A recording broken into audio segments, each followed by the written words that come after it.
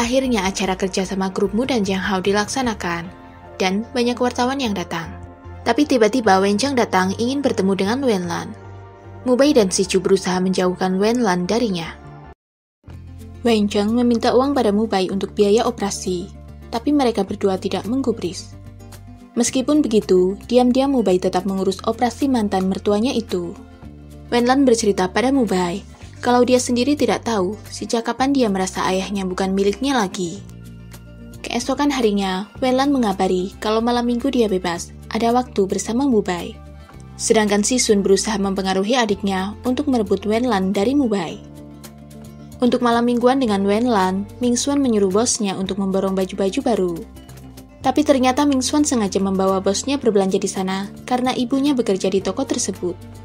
Wen Lan tahu dari Ming Xuan kalau untuk kencan mereka, Mu Bai telah banyak persiapan.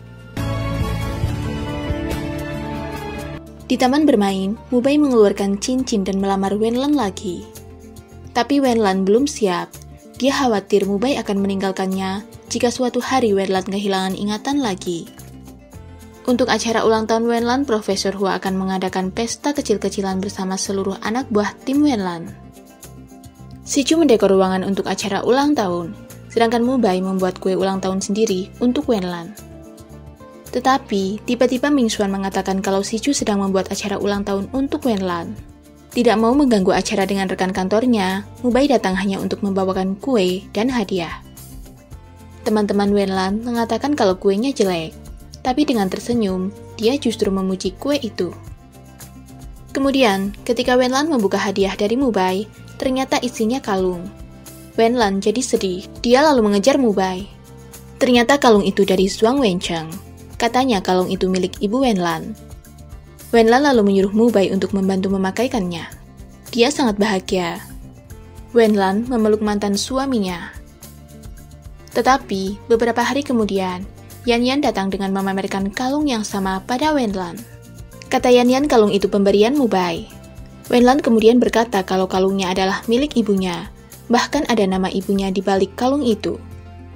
Melihat Yan Yan memakai kalung yang sama dengan Wen Lan, Mu Bai memarahi Yan Yan karena dia telah membuat masalah.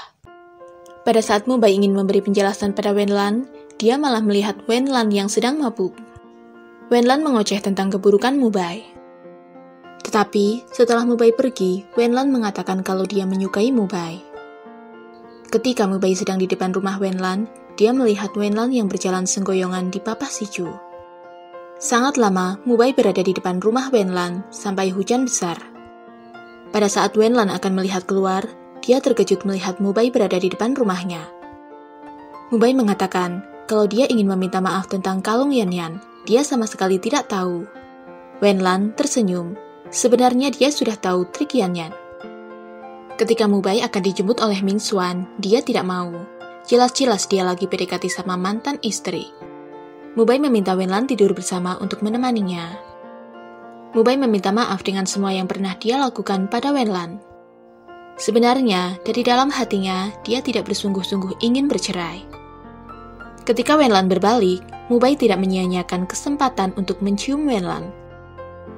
Keesokan harinya, Si Chu memanggil Wen Lan untuk datang ke Jiang Hao. Dia membawa buket bunga dan menyatakan cinta. Tapi, Wen Lan menjawab kalau dia hanya menganggap Si Chu sebagai adik. Wen Lan berkata kalau Mu Bai sedang menunggunya di lantai bawah. Setelah itu, Mu Bai menerima telepon kalau ayah Wen Lan akan dioperasi. Dia menitipkan sebuah surat.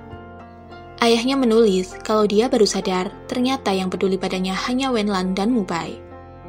Ayahnya memang tidak membunuh ibu Wen Lan, tapi dia juga punya tanggung jawab yang besar atas meninggalnya ibu Wen Lan. Karena itu setiap melihat Wen Lan, dia jadi merasa bersalah, makanya selalu bersikap buruk pada Wen Lan agar Wen Lan membencinya. Sementara Si Chu tetap dengan pendiriannya untuk tidak mau berbuat curang pada perusahaan Mu Bai. 如果你要赢慕斯，就光明正大的去赢。 Wen Lan bercerita, meskipun dia membenci ayahnya, tetapi dia juga takut jika ayahnya harus pergi juga darinya. Mu Bai menguatkan Wen Lan, dan ternyata operasi ayahnya berjalan sukses. Tidak bisa membujuk adiknya, Si Sun mendatangi Yan Yan. Dia bertanya tentang paman Wen Lan. Tapi Yan Yan juga tidak mau diajak kerja sama. Beberapa hari kemudian, Sisun mengatakan pada Wenlan dan media kalau perjanjian hak paten penelitian gen genetik milik ibu Wenlan telah ditransfer ke Sitai beberapa tahun lalu.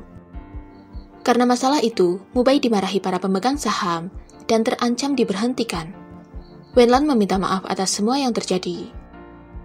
Selanjutnya, ketika Sisun konferensi pers, Mubai dan Wenlan datang. Dia menentang keabsahan transfer hak paten itu.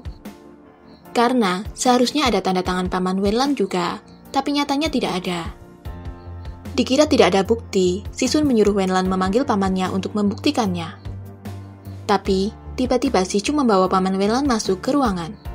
Semua orang melihat ke arah Wen Shuyan yang telah sadar. Sisun juga sangat terkejut, karena jelas-jelas dia telah menyuntiknya. Tapi Mubai mengatakan kalau usahanya sia-sia. Setelah paman Wenlan berbicara, media menyimpulkan kalau kontrak transfer hak paten dengan Sitai saat itu tidak sah. Pada saat akan tidur, Wenlan tidak sengaja menemukan buku panduan milik Mubai. Wenlan tersenyum. Tapi, besok malamnya ketika Wenlan di Jinghao sendiri, Sisun mendatanginya. Dia hampir mencelakai Wenlan. Beruntung Mubai datang. Mubai dan Wenlan akhirnya berhasil mengalahkan Sisun. Tapi setelah itu, Mubai pingsan karena kepalanya terluka. Beberapa hari setelah Mubai dirawat di rumah sakit, dia sadar, tapi Mubai berpura-pura kehilangan ingatan di hadapan Wenlan. Wenlan berkali-kali menyebutkan siapa dia. Hingga akhirnya Mubai berkata kalau dia hanya bercanda. Wenlan malah jadi menangis. Dia sangat khawatir. Beberapa bulan kemudian, Wenlan dan Mubai menikah kembali. Kali itu, mereka menikah dengan cinta. Semoga bahagia ya. Demikian cerita singkat mini drama yang berakhir happy ending. Tonton juga rangkuman cerita drama di videoku yang lain ya. Terima kasih.